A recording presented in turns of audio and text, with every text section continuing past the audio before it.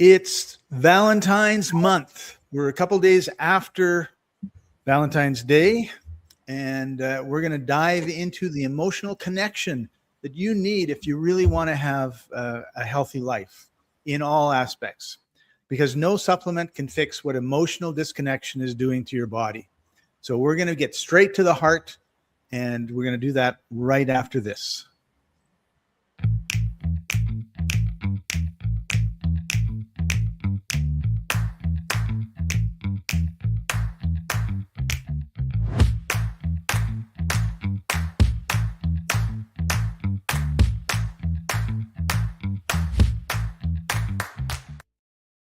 Welcome, everybody. This is the Life Enthusiast Health Shots podcast, restoring vitality to you and the planet. I'm your co-host, Scott Patton. Joining us, as usual, health engineer Martin Patella.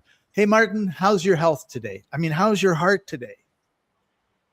Okay, my heart is healthy.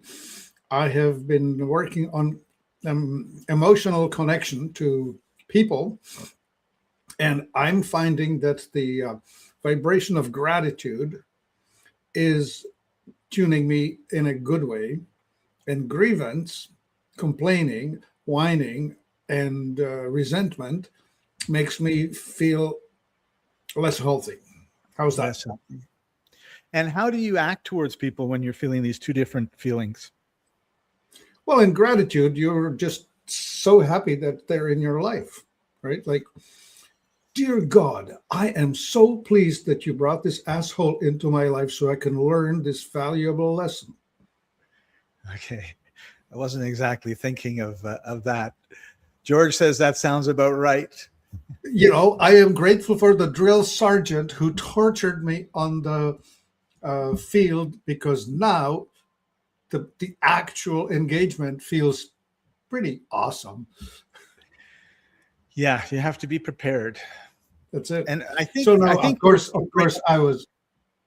You bring up a really good point, though, and that is being aware and being conscious, right? Like, so when you go, oh man, like when we don't feel gratitude, when we feel frustration, when we feel anger towards that person, and we're not really aware of it, there's a lashing out, and there's also a fall back to what we learned as kids, like how your mom was, or how your dad was, how maybe some of your teachers were, how maybe some of your friends. And I really notice it when I'm visiting my son and his wife, because I've met her grandparents, and how she deals with stuff is exactly how grandma deals with stuff. It's really quite amazing to watch. And I'm sure they're all totally oblivious, but you know, grandma will be upset with one of the grandkids, and then granddaughter will be upset. And I'm thinking, there's no reason to be like, it's not like they, deliberately broke something, or did anything that would be like, from an outsider looking in, would like, he's a kid, just that's the way kids are. Don't like big deal, right? And they're not, it's not when they're yelling or they're running around or anything. It's just they did something and they didn't like it, and then they snapped to this reaction, which brings me to some of the mind training or emotional training I've gone through. And there's a 3-in-1 Concepts has this thing called the behavioral barometer, which I found fascinating because it talks about the energy. They do muscle testing, right? That sort of thing. And you would have one side would be like calm, and the other side of the behavioral barometer, there's 2 columns, would be like super anxious or something, right? And that's not on it, but that's the only thing I can think of right now. And to go from one to the other is a split second. So connection and disconnection are opposite sides. So you can feel really, really connected to somebody, and then they say something that for whatever reason triggers you, and you go immediately to disconnection. And I notice that with me a lot. Like, I'll feel really connected to my son and he'll do something, and then I feel really disconnected. Well, let me explain this. There's a physiology for this, right? We have evolved in a dangerous world, and visualize it as a, I don't know, open prairie or a savanna or somewhere out there Wherever we were living a tribal life as a hunter-gatherer, we always had to be prepared for something quite fast that's going to come and get us. Right. So this amygdala, this tiny little sensory organ that dwells just inside your brain, underneath your temples, just inside there, about the size of the tip of your thumb, size of an almond, really, is processing all of the inputs: visual, smelly, auditory. It's all meeting right there. Everything channels through there. And it's split second evaluating safe, not safe, safe, not safe. Exactly. And your life depends on it. And so if that gets triggered, you go from safe to, it could Unsafe. be life altering, right? It could be life ending. And so if that is not working fast, you've lost it and you're genetically eliminated. So only the people who have had this fast reaction have had children ultimately. Right. The slow Survival of the reacting ones fittest. are food. Yeah. Right on. Okay, so that is what will send you from everything's cool to nothing is cool. Yeah, that's right.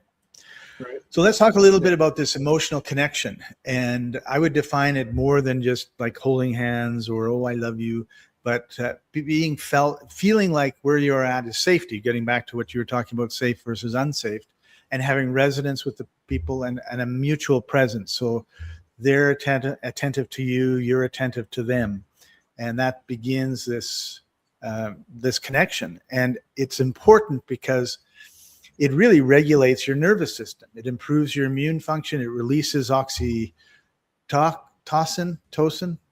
reduces inflammations. So your emotional state has a huge impact on your physical state.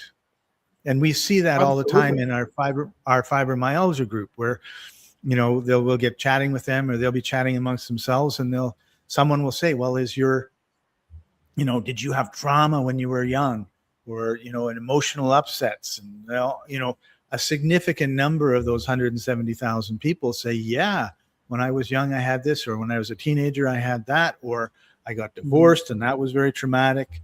And so this is an important concept, Scott. ACE, adverse childhood event. If you had 6, like parents divorced, parent disappeared, parent went to jail, parent died, alcoholic in the house, blah, blah, blah. There are all these different things. You can look it up online. Anyway, the more you have, the more likely you are going to live a shorter life, triggered an illness, aging faster, and having less positive outcomes throughout. Right? Yeah. So that's the childhood part. That's the childhood part. But the adult part that you're talking about here now is, I think that we humans are team players. I think we're tribal ultimately, right? Like we want to belong to a group. But before that, we need to belong to a family. And before that, we need to bond with at least one significant other. Right. And usually you see that. Like I've seen a couple reels where they have a baby and then the two parents go in opposite directions and the baby goes after one, not the other, and supposedly loves that one more, but is bonded more, or has had experiences of more nourishment, emotional nurturing. Yeah. Right. I would expect my young children to go with their mother and my teenagers to come to me, because I was representing the world connection, the outside world connection. Mother was representing the immediate emotional, I'm safe connection. Right. So when it comes to connection and disconnection, one issue, of course, is, and one question I have is for you, Martin, is, can you really connect deeply with another person if you're emotionally disconnected from yourself? Oh, Lord. I mean, and we're talking in generalities. Obviously, we could probably find one person out of 8 billion, whereas they're disconnected with themselves but connected to somebody else. But Yeah. generally speaking, What comes to mind is the more messed up you are, the less capable you are of having anything worthwhile, right? yeah. I mean, Yeah. And how usually could what you- happens is two messed up people get together, maybe messed up in different ways, and they're together because of their messed upness, not because they've got a wonderful emotional connection. Yeah, codependence. One, instead of being straight, leans to the left and ends up with somebody who leans to the right, and they end up with some kind of a structure that's not falling over. Right. Yeah. Oh, And so let's talk a little bit about being lonely and loneliness and being alone, because being an introvert, for me, they're totally different things. yeah.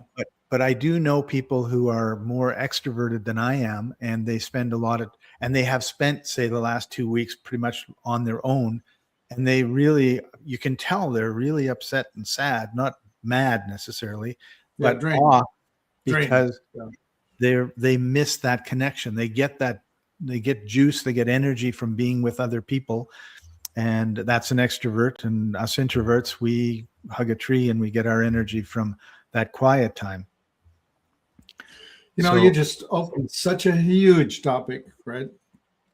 So one thing. So an introvert enters a room, a cocktail party room, and looks for a corner where they can stand and observe and evaluate just how safe that room might be.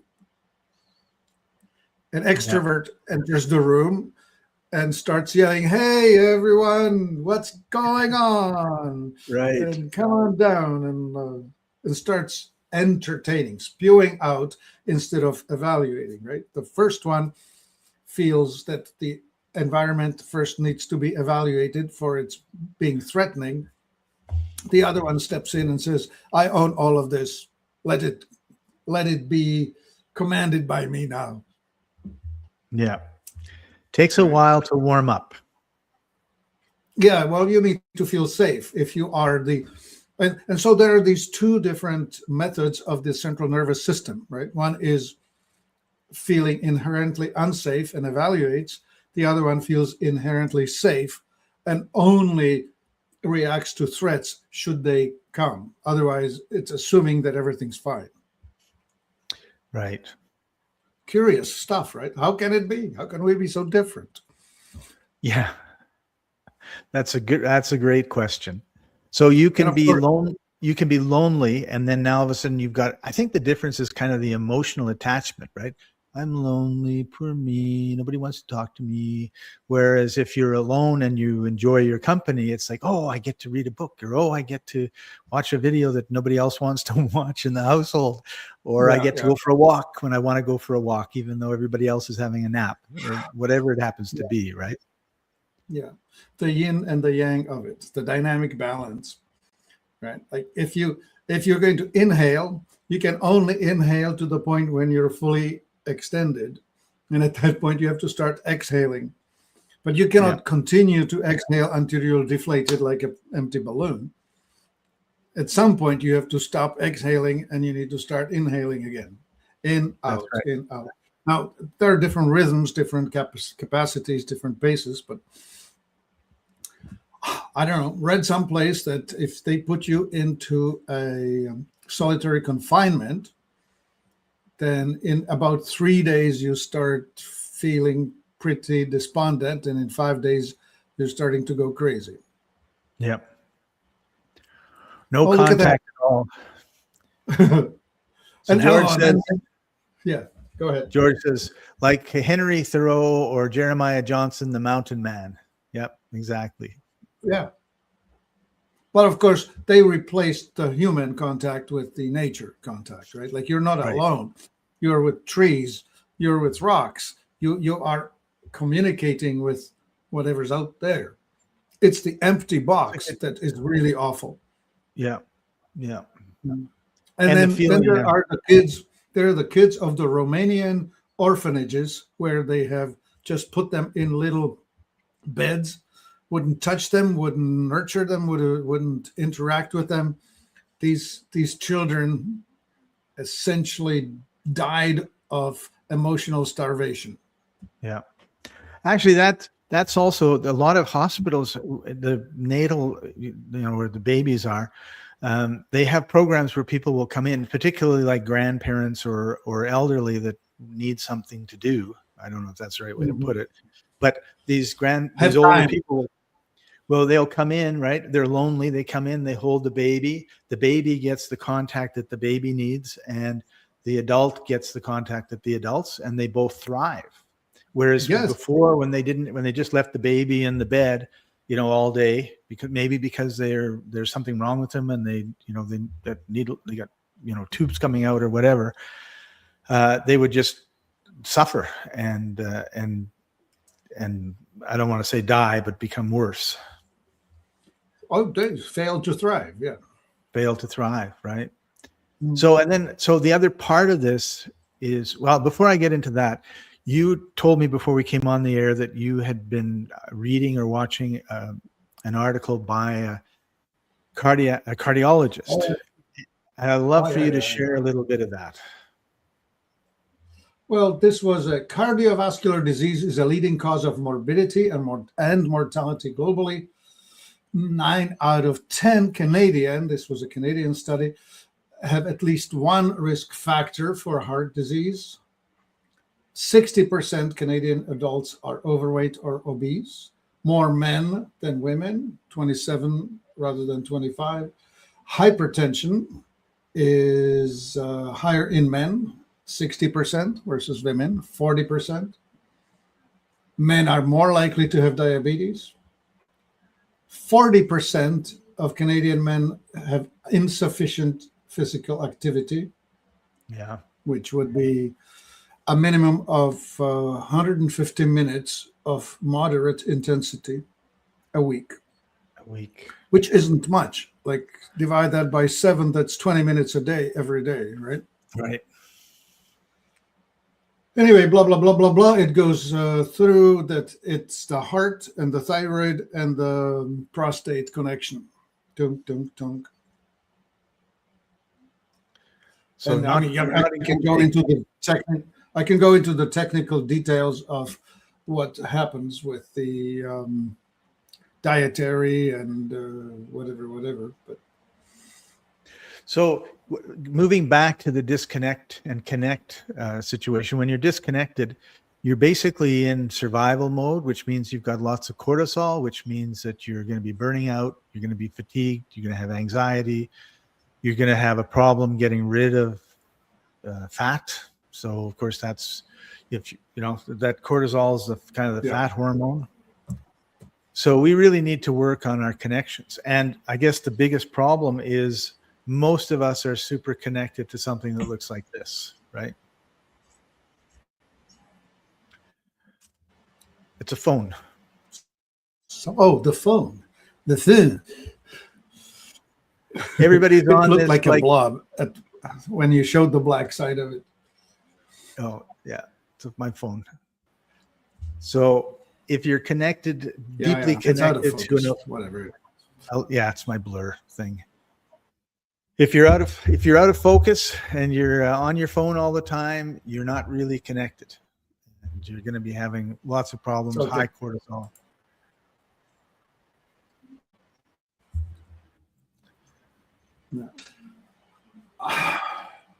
Yeah, this cardiovascular doctor was talking about calcification.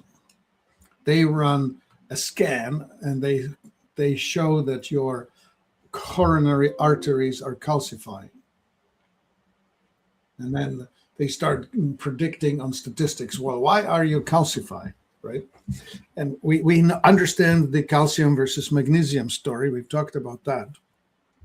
Calcium is the signal mineral of stress. Magnesium is the signal mineral of relaxation. So the more stressed you are, the more calcium you're going to get. And the more EMF and electromagnetic frequencies you're under, hence your phone demo, the more likely you are to be flooded by this calcium release, which will then harden your tissues, especially the arteries. And should I go technical downhill from there? No, I think you kind of gave the good overview. But let's talk about some ways that we can cultivate connection. And let's start with the self-connection, right?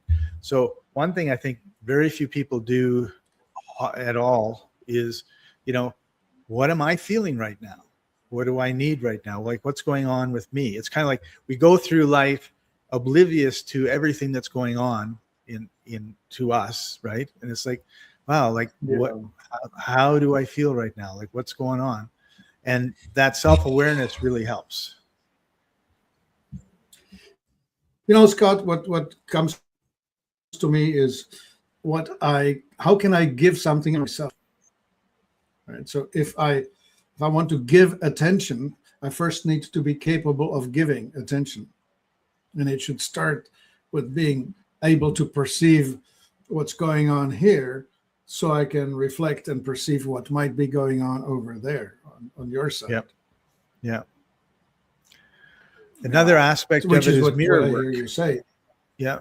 Like how often do we look in the mirror? I don't like that.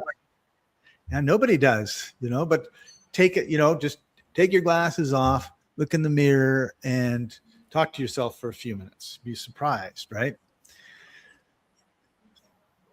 Someone talks back to you. Oh.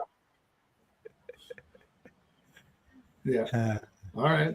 And then breathing. Like the other part of it is, like you'd already talked about how, breathe in and then you can't breathe in anymore, and then breathe out, you can't breathe out anymore. But we don't consciously breathe.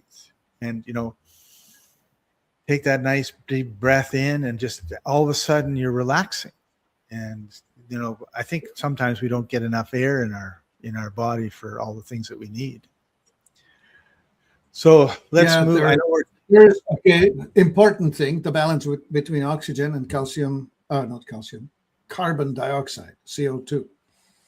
And so if you're breathing shallow, if you're up in the hyperventilation mode, then you're going to be raising you're trying to get rid of the acidity in your body, right? So you're trying to push it out. But you could actually put yourself completely out. Yeah. Our breath is amazingly powerful. Yeah. So then when we want to talk about connecting with other people, I think part of the problem is we just don't know what to say. That's my problem. I don't know what to say, right? And in an active listening practice, you could just say something as simple as, well, tell me more about that. Oh. Yeah. And look at the person. How did that come about?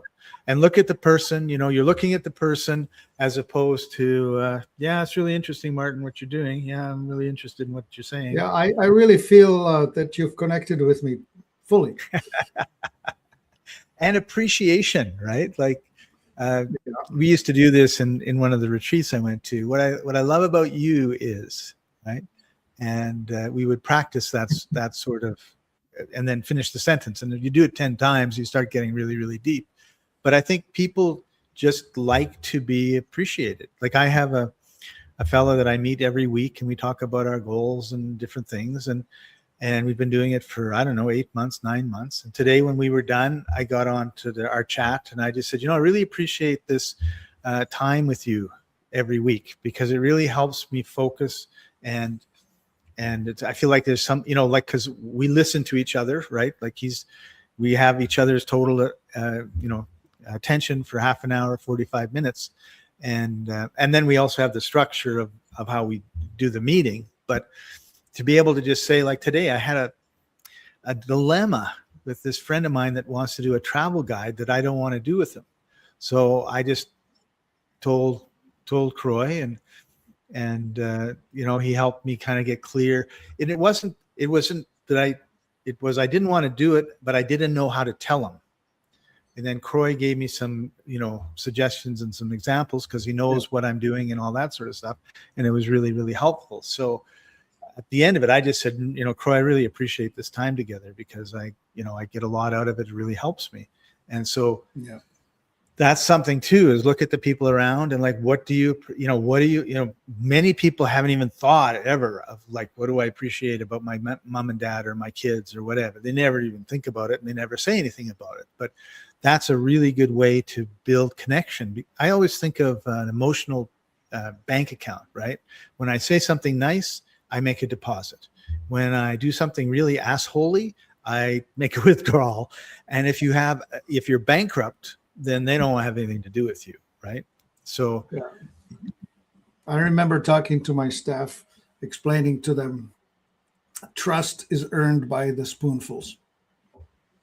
It's lost by the bucketfuls. yeah, When you do something nice, you just get a small little deposit. When you do something awful, you get a massive withdrawal all at once. yeah. And we see that in commerce, right? Like in the retail store, you go in, oh, they have milk, great. And I buy the milk, I don't think about it. Then you go in and the cashier says something mean or that you didn't like, you go to the other store.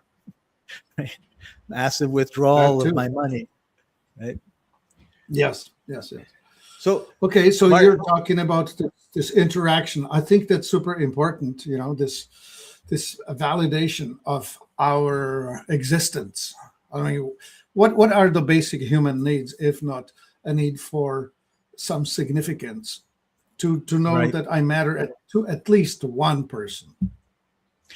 Right. You remind me of the starfish story. Guy's walking along the beach. The kid is walking along the beach and he picks up a starfish and he throws it in, and there's tons of thousands of them, right?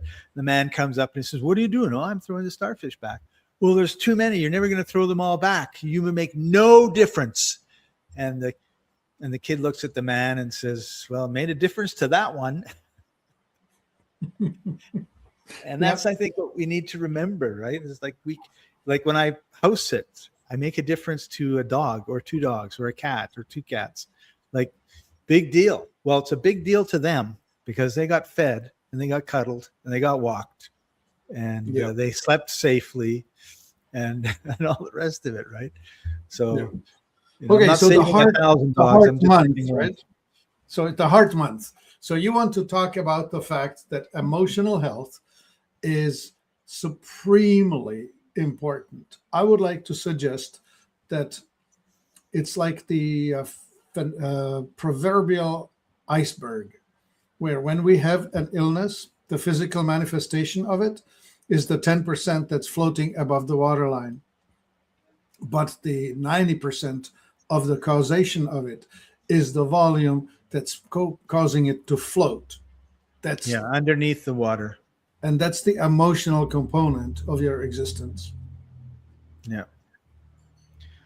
that's right. And I feel strongly that a lot of physical problems that we see manifest are, in fact, problems of emotional wellness. Yeah. How often do we scan our body and just say, I love my brain, I love my nose, I love my tongue, I love my heart, I love my, and I kind of go through that every once in a while. And then also just say, I love my body and I have perfect radiant health is one of my mantras, right? And so here I am, almost 70, and I'm not on any drugs. Right. And I usually can walk no problem, although I did something last night. My leg is sore when I straighten it out, but that's what happens when you're our age. It also happened when I was 30. But it was a little more strenuous when I was 30. Yeah. I think what happens in the older age is that the repair speed is slower. That's the main thing you notice, that you have more wisdom about getting hurt less. But at the same time, once you do get hurt, it takes you longer to recover. Yeah, I agree. So we've been talking about the emotional things that everybody can do, but the fact of the matter is you can also, what you put into your mouth makes a difference as well. And there are lots of herbs and superfoods that can help. And I wanted to talk about two. The first one being Heart Ease. It's a herbal thing that we have from Earth Friend. Well, Scott, this thing is specifically for people who have had heart muscle damage. So if you are one or if you know anyone with a heart disease, post heart attack, this is an absolute lifesaver. This will help to rebuild damaged tissue. That's what this does. So everybody that got vaccinated should have it. Yeah.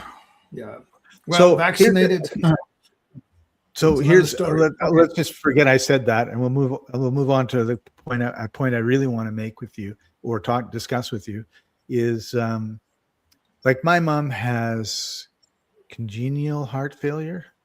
Okay, congenital Heart failure, right? So it means Yeah. her heart has some problems, and sometimes she gets water and fluid in her lungs, and blah blah blah blah blah. So genetically speaking, that may happen to me, right? Because mom had it, I have her genetics. So Yeah.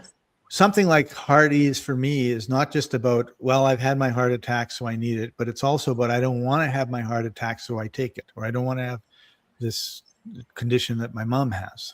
Right. So Well, it will certainly repair even the micro injuries as they happen. So yeah, you don't need to wait for the heart attack to help heal your heart. Yeah, that's what I think a lot of people make the big mistake, right? It's like they wait for the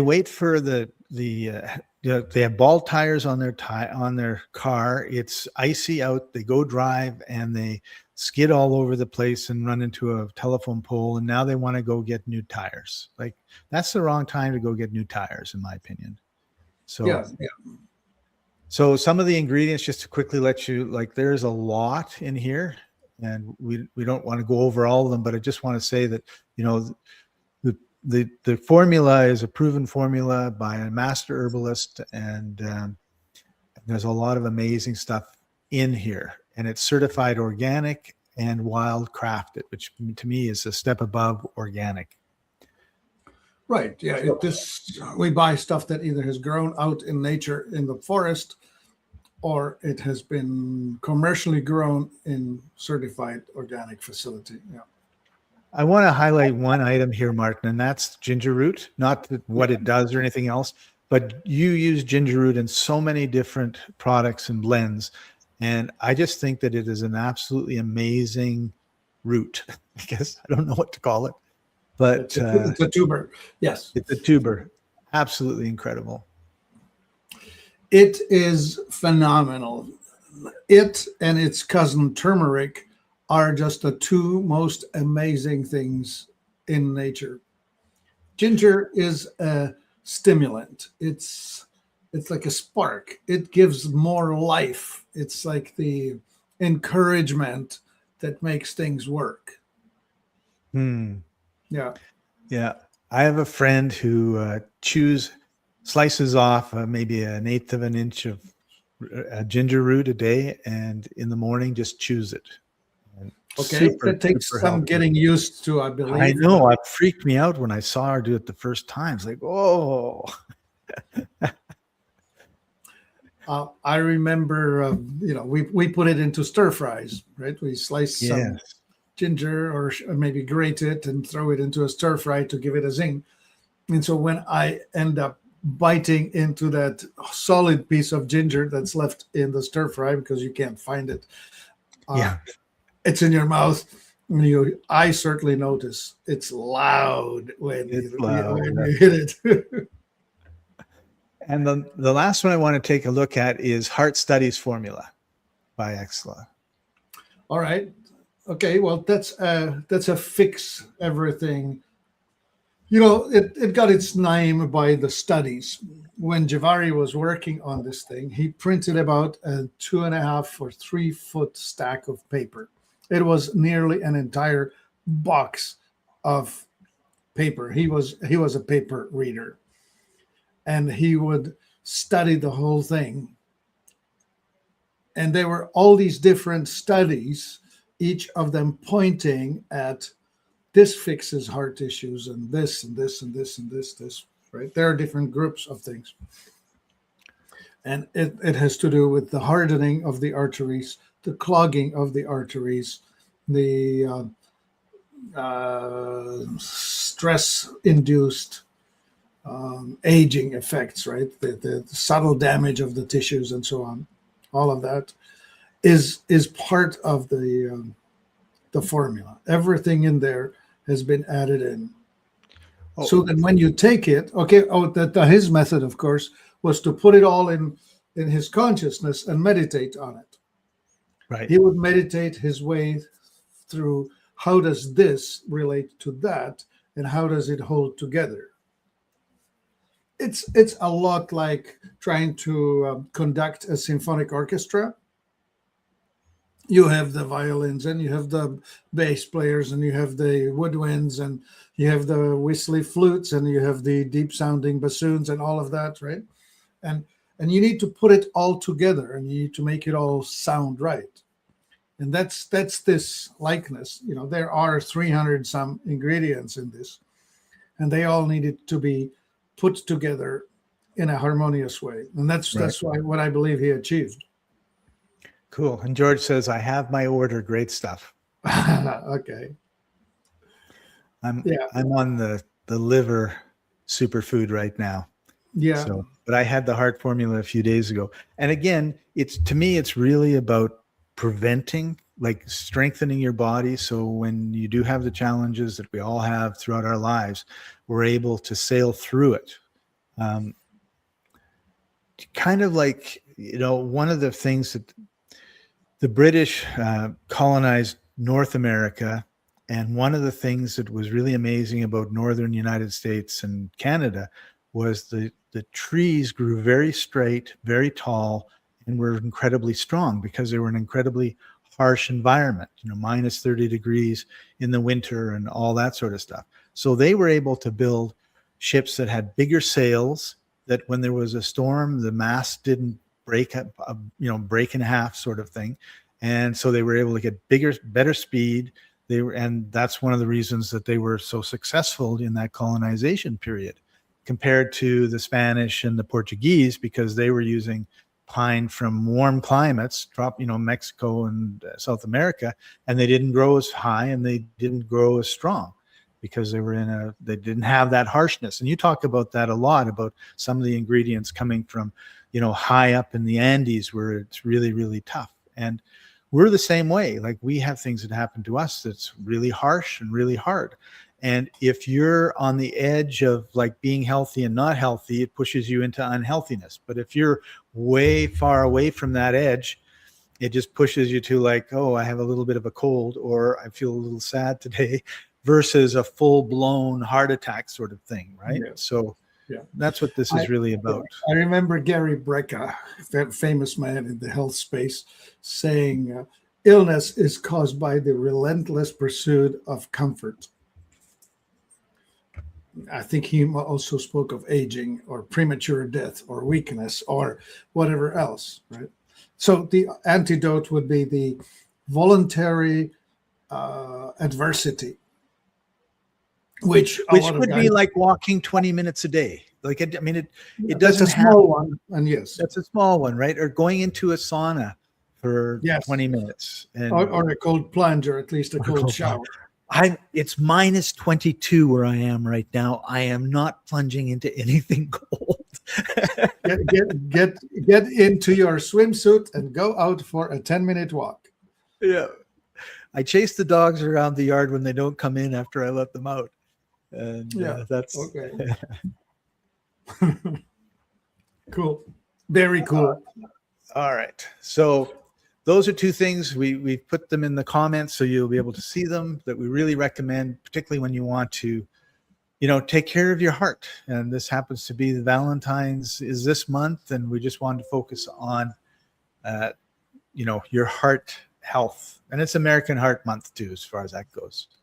So emotional connection isn't a luxury. It's medicine. It's for your heart, your nervous system, and your soul. So we really want you to, if you have to rewatch, but take one action today to deepen connection with yourself and with your friends and family and significant others.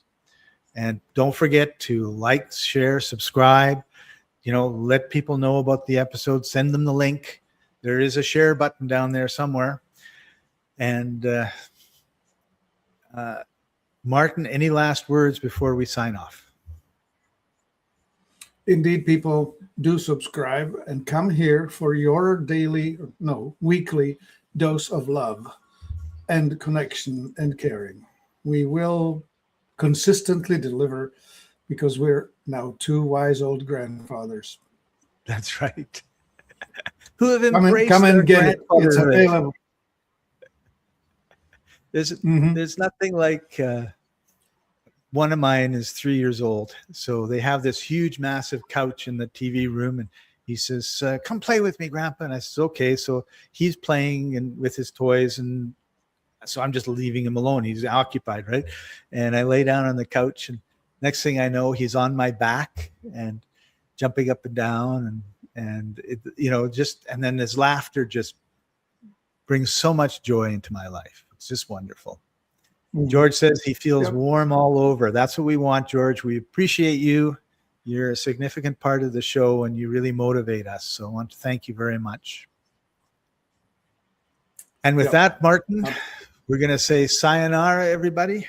We'll see you next week, Wednesday, 2:30 Eastern, 11:30 Pacific. And this has been the Peace be with all of you. Yes. This has been the Life Enthusiast Health Shots podcast, restoring vitality to you and the planet. See you next time. Bye for now. My body's a temple, but the walls are cracked. Stuck in the rubble of the years I've stacked. Stagnation in my veins like a river to the dust. Toxic whispers in the wind, but I gotta rebuild. I must.